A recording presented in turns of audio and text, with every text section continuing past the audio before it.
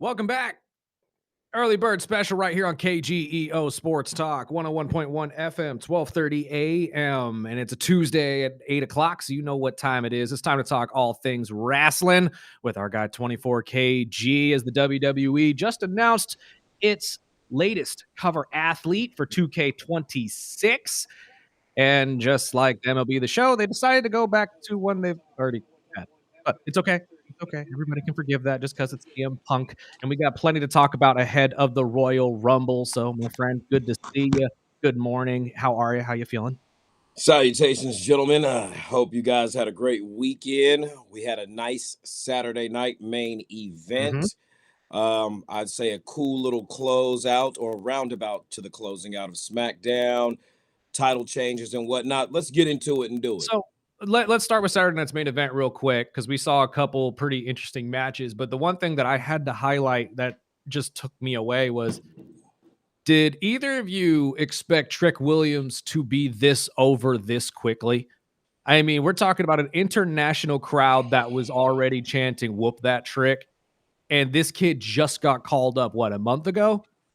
I mean, is this a natural thing? Do you think we're going to see somebody potentially skyrocket and just skip over that mid card? Because it looks like he's too big for a mid card. Well, nobody's ever too big for the mid card, but I kind of want to say, yeah, the potential's been there, but with potential, it's yet to be proven. And I True. think just over time, how many times they've given him a main event slot, whether it's in NXT, TNA. He's a two-time NXT champion, a TNA world champion. Those are big responsibilities. And if he didn't have broad enough shoulders to handle it, I don't think he would have the trust of the upper management to continue this cascade of overwhelming embracement we're seeing with somebody straight out of the Performance Center in Florida going international with a little help from Booker T on the ad libs. You can't go wrong with that. But the endorsements all the way around, from the coaches to the higher office staff, Shawn Michaels, Matt Bloom, Triple H himself.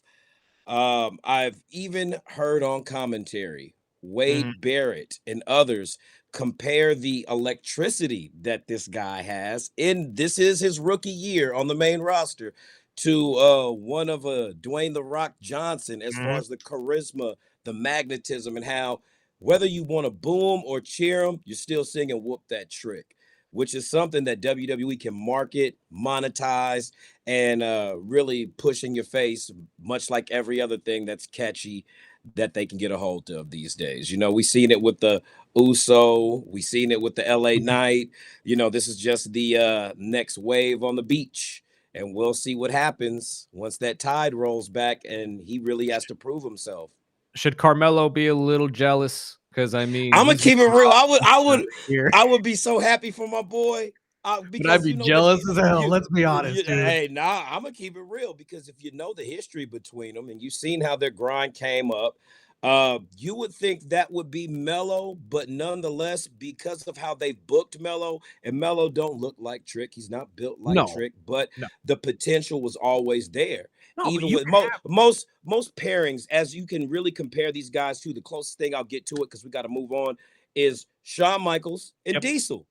Well, I was going to Triple H, but yeah, no, I'll go Shawn Michaels, Triple H, really. Like that one right there, because the bigger guy came in as the heavy, the bodyguard, the understudy. True. And then once Melo started to move up, it was just a natural evolution for them to slide Trick in that moniker, that bravado, that character, and see how he excelled in it, because they were a package deal. These guys are kind of cut from the same cloth, cocky, athletic. Nobody we'll can Trick stop Mello me again eventually. Oh yeah, and that happen eventually. Yeah, that was a great series. That was a great feud down there in NXT. So I wouldn't be surprised if WWE runs it back one more time for the fans on the main roster that aren't aware of it, and how good of a product it was for them to get in the ring. They gave us Mello and Ilya already, which was also a fantastic rivalry for Mello down in NXT.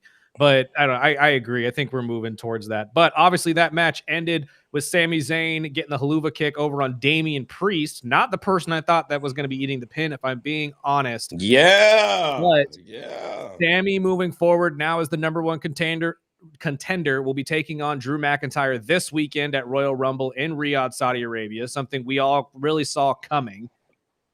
But how is this one going to end? Because I have a big just feeling in my gut that we're going to get interference not only from Cody, but from Jacob in this. And we're inevitably going to get a four-way between these four athletes. Well, first thing I want to say is how rushed this Royal Rumble felt, how under promoted this Royal Rumble felt. Just because it's in Riyadh, I felt like they didn't have to promote as hard in the States. I'm pretty sure overseas, commercials, everything going crazy, spamming out the wazoo. But we're just not seeing it here.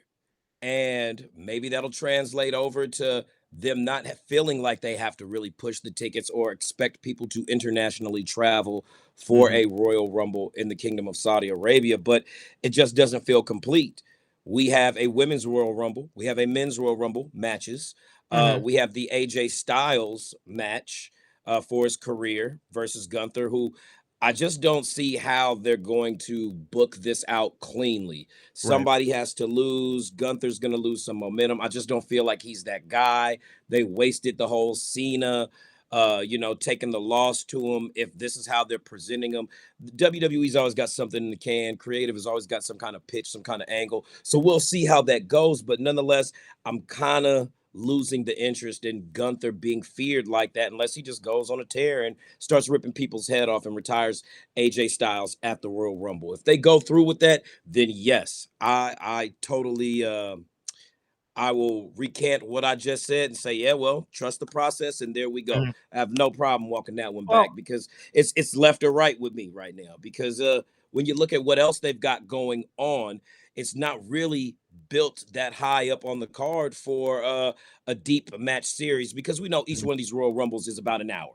Okay, we've got the people that they've already announced or proclaimed their participation in it. So whoever else we're going to see is going to be surprised, down the line, whatever order it is.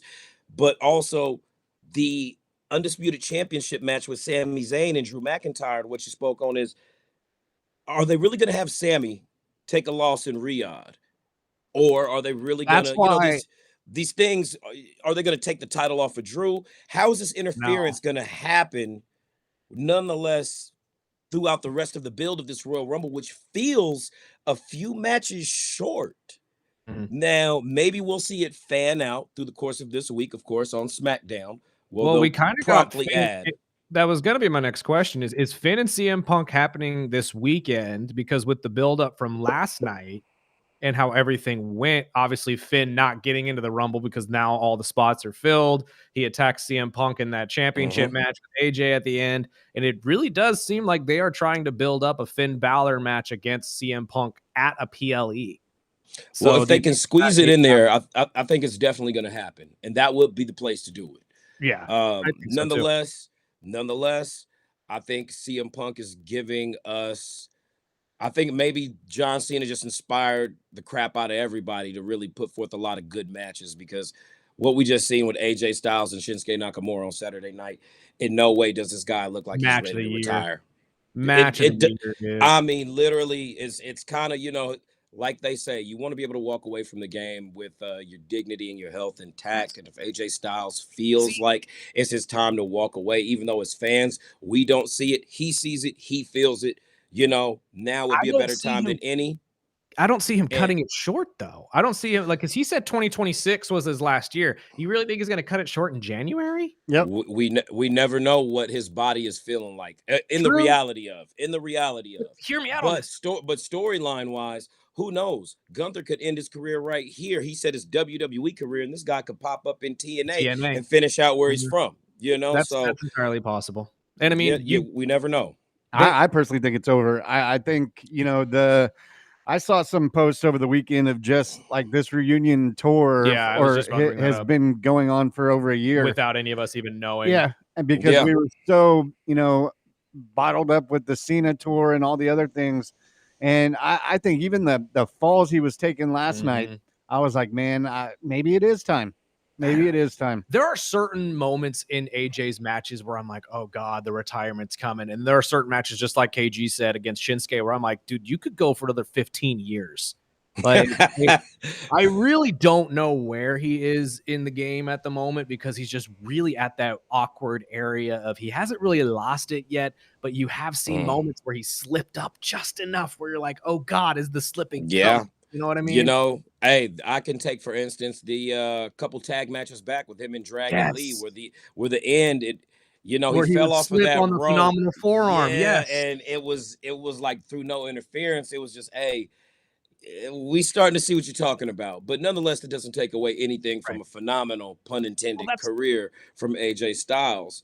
One thing I'm really worried about is the Sami Zayn Drew McIntyre undisputed title match. Seeing as how they've kind of booked themselves into a corner. This can't end clean. Nobody's going to go over. It's going to be a botch finish. You know what I mean? Botch, a smosh, whatever. That's why interference, however it goes. Yeah, it has to end with an interference, especially with the way that Saturday night's main event ended, with him getting involved with Jacob and Cody's match. Like, there's the only thing I can think of is some sort of interference by those two, which is going to cause all of this. Yeah, definitely.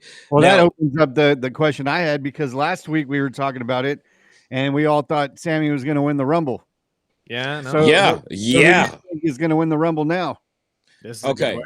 Let me flip this on you guys, because I got a question for you.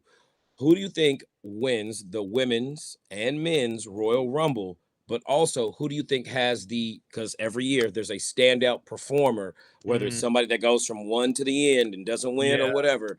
So like who is last year? Exactly. Who are your winners and who are your all-star or standout performers from this year's upcoming Rumble? Winner from the women, I'm going with Jordynne Grace, because I think they have been building up this rivalry between her and Jade Cargill for a while now, and you need the payoff. It would only make sense she wins. Plus, she is an absolute powerhouse and has been one of those names that they brought in a couple years ago in the Royal Rumble, had a great showing, and to be honest, really hasn't gotten her limelight since then. They moved her down to NXT, and she really hasn't been seen since. The biggest surprise, though, I think, is going to be Blake Monroe.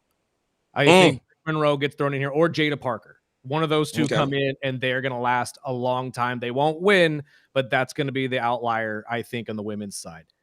The men's side is so up in the air, I really could not tell you. Randy would be interesting because this is his first Royal Rumble in years.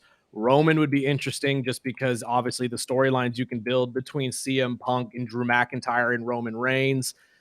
I really could not give you an answer right now on who I believe is going to win the men's side, because I do believe this might be the year as well that one of those big pop surprises does end up winning for the men, because that hasn't happened in a long time. What you got for us, Spark? Out for the men, I'm giving it to Javon Evans. Javon's too big right now. I think he's going to come out and just show out. Is he all right? Yeah, he seems fine. He was at the show yesterday saying he wants a match with AJ, and he did put himself in the Rumble last night as well. So I'm assuming he's healthy. Let's pray. I mean, I like the Jordynne Grace one. That's what I was leaning on, but I'll throw a curveball. I'll go with Bianca. I did not consider Bianca coming back in this. I could see Bianca coming back. I could see her. Somebody's got to be up in that mix with Jade too. So I think they can throw her in. And on the men's side, I mean, the easy route, I would say it could go, Cody or Orton. But I can also see what's his name? The dude from Division, the newer guy. Austin Theory. I could see Austin Theory and teaming up and kind of extending that story just a little bit farther once Seth shows up. I know ESPN had the interview yesterday. They came out and he announced, you're coming back. And of course, immediately Seth came back out this morning and saying, I'm not ready. I'm not ready. Healthy. No, but I mean, if Seth is there, I would take 100%. So I'm glad you brought that up, because that was going to be my next transition, was the promo, or at least the vignette that we saw of the Vision, where Logan Paul stands up and says, we all need to make sure that Braun wins the Royal Rumble. Did that surprise any of you like it surprised me that we got that kind of a thing from Logan of all people? Well, You think this ties in? Because personally, that was the first little inkling where I sat there and said, Logan and Seth might be working together. Let me walk you through this. I'm glad that you brought that up, Chris, because Seth Rollins was going to be my surprise for the standout as far as that in the Rumble. If not Seth Rollins. Well, and I'm sorry not to cut you off, but since you're bringing up Seth Rollins and injuries and whatnot, Kevin Owens also apparently just shot up to the top of the list of potential winners for the Rumble in betting odds. Come on now. If that would be possible, that couldn't happen. And if we get a face-off between him and Chris Jericho at some point in this match, dude, oh my God. I think the fans will be satiated. But nonetheless, if not Seth Rollins, we got to look at one of our standouts who's expected to be a superstar, who would say he's not already, Obafemi. Standout performer, definitely clearing house. It's too many variables and storylines to say, like how you said earlier about who you think is going to win the Rumble exactly. But if anybody is to show up and compete in it, I would say Seth Rollins. Just because it's just obviously there. Now for the women's, I think we all agree Jordynne Grace is the next in line to either dethrone or at least contend. Get a shot at Jade. Yeah, because I don't know if she beats Jade, but she definitely gets a shot at Jade.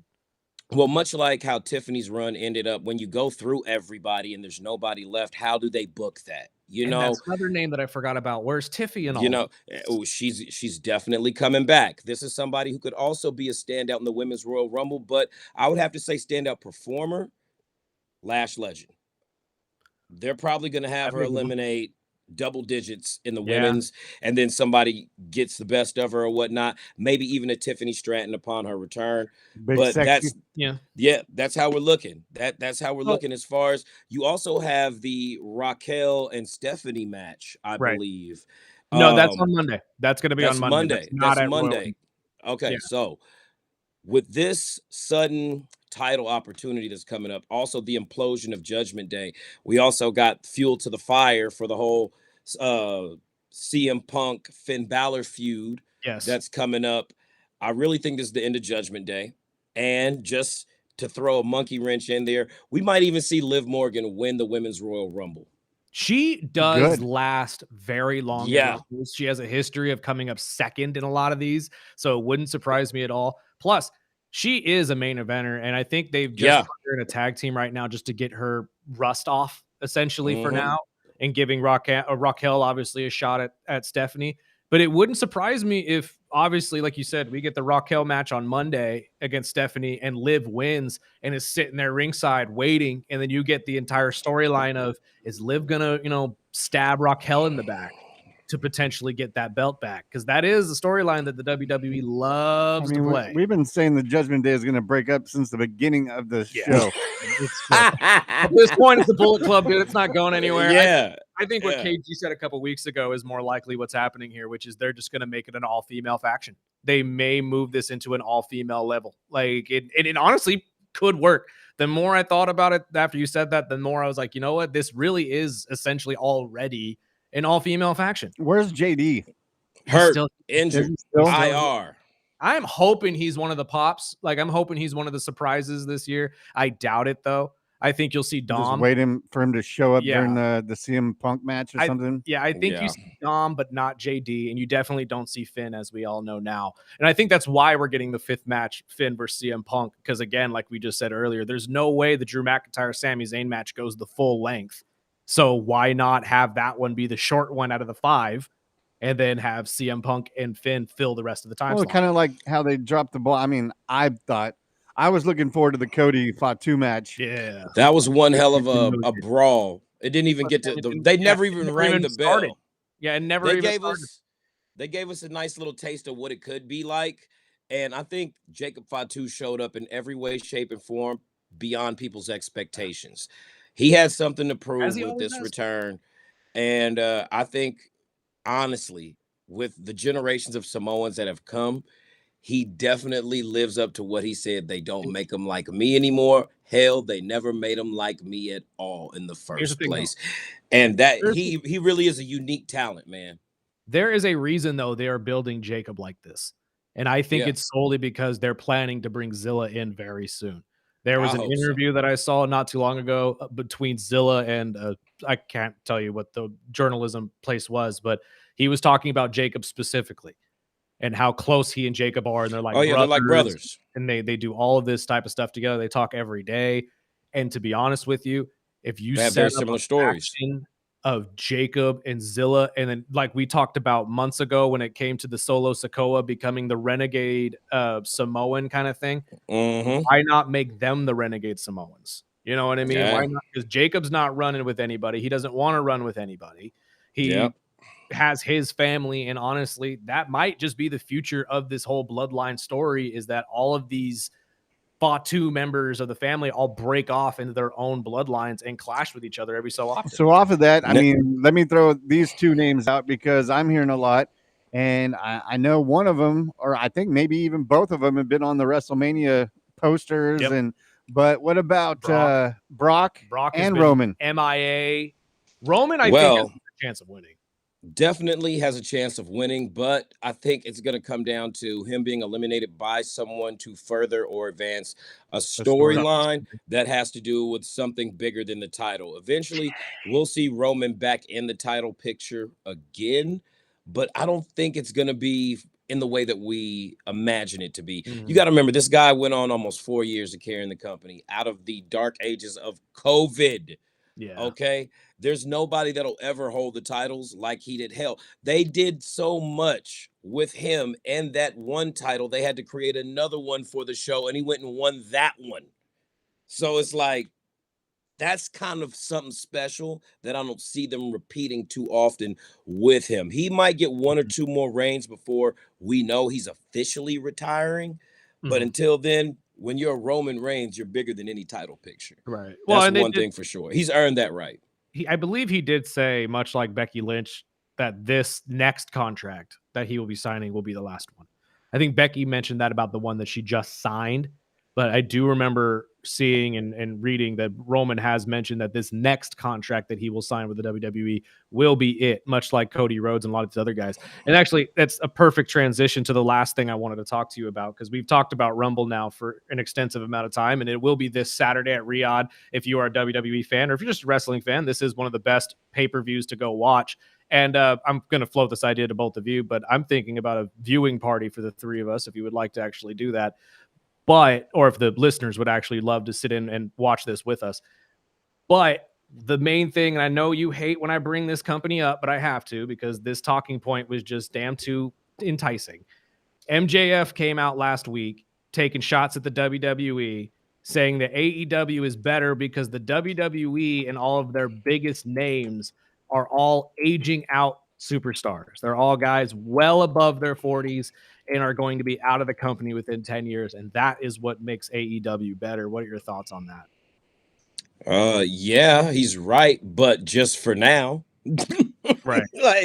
like, bro, how you gonna talk crap about somewhere you want to be? Well, I Whether mean, it's for whether it's for soundbite purposes or whatnot, eventually he'll end up in WWE.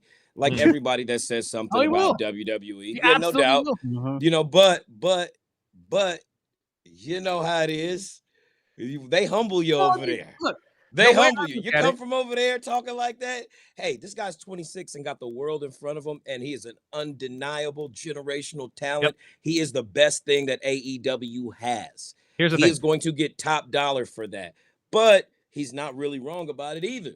No, All but those football guys are fans up who are there. listening, the comparison that I made with my friend earlier that I'm going to make the two of you, this is the Bills talking about the Patriots. Okay. This is God, the here we Bills go. when they first got Josh Allen and Brady was on his way out, and they're sitting there saying, he's the old man. He's out of here. He's not the guy. And then you get the 1 or 2 years where it was kind of bad for the Patriots. That's where we're in right now for the WWE. And then you get the new blood in there, and they're right back up to the top. So it's like I cannot say that AEW is better in that way just because of the age range. but I saw that and had to get your thoughts on it just because Well, I it's a find it to be business. He knew what he ridiculous. was doing. Oh Yeah. yeah, He knows what he's Yeah. doing. riling it up. And just so we know, it is at 11 a.m. Oh, it's 11 a.m. Yeah, Okay, Yes. 2 p.m. Eastern. fantastic. You But again, know, I Which works can't perfect for really me now. speak Right. on MJF more so than his talent, but you know, when we have some time to go into the Trey Miguel AEW situation and MJF's involvement in I mean, we that, got a little bit of time right now in the next 3 you minutes. know, Got time to break it down.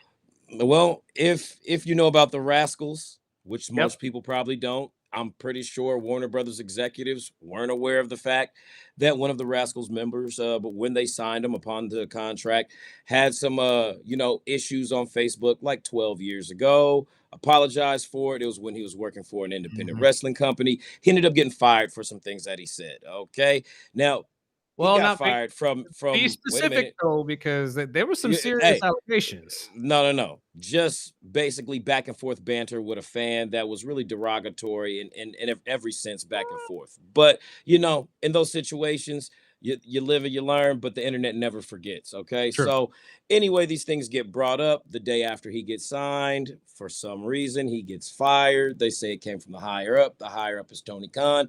Can't be reached, but it turns out he used to date MJF's current wife. Yep. Now, if that's a problem, I don't know if it's going to relate to Well, him having the stroke to get in his boss's ear and say, hey, let this guy go. We found this about him, to make it the nudge professionally a little Yeah. bit easier, since some of those comments, you know, were not just questionable. Let's just no, be they weren't questionable. They was just wrong to say, period. Yeah. You know, you just Yeah. can't do that. You know what I mean? So, but he did apologize Well- for it. It was over a decade ago and the world had moved on.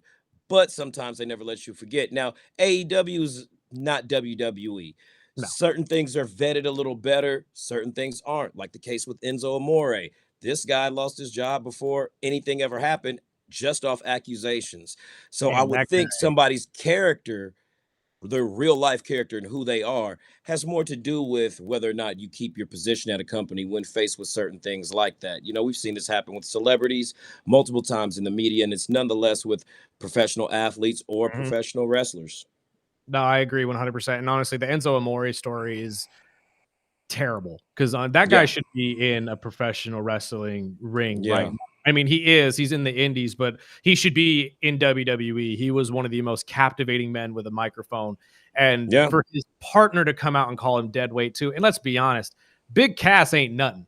Big Cass No. ain't been nothing since he left. He hadn't been nothing. He's been clinging on to every big name he could possibly think of. So that's the last man I'm going to listen to. You know, And- one thing I really respect about Enzo Amore is his grind that he's continuing to be Yes. on. He has a documentary out right now on Can't YouTube. wait to watch that. And he was one of the last people to learn from Dusty Rhodes, Yes. which is one of the best minds in the business to be under and learn the craft that we're all talking about right now in $1 billion industry. So And it sucks too. And going back to the Rascal situation before we let you go, because I feel for that group so much.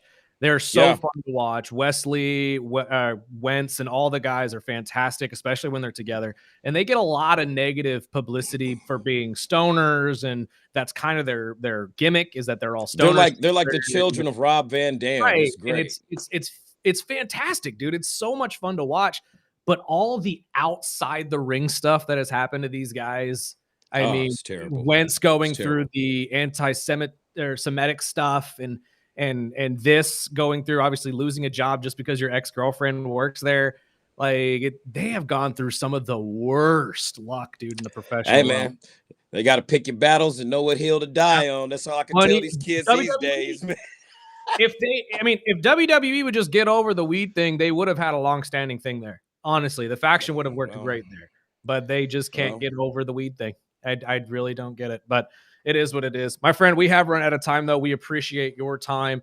And again, if listeners are interested, I am thinking about doing a watch party for Royal Rumble. It's one of those big PLEs that we all love to get together to watch anyway. So why not throw it on the internet and see what you guys think and react with us and all that type of stuff. So if everybody here is willing to do that, I'd be willing to do that, and we'll see what we can get going for this weekend.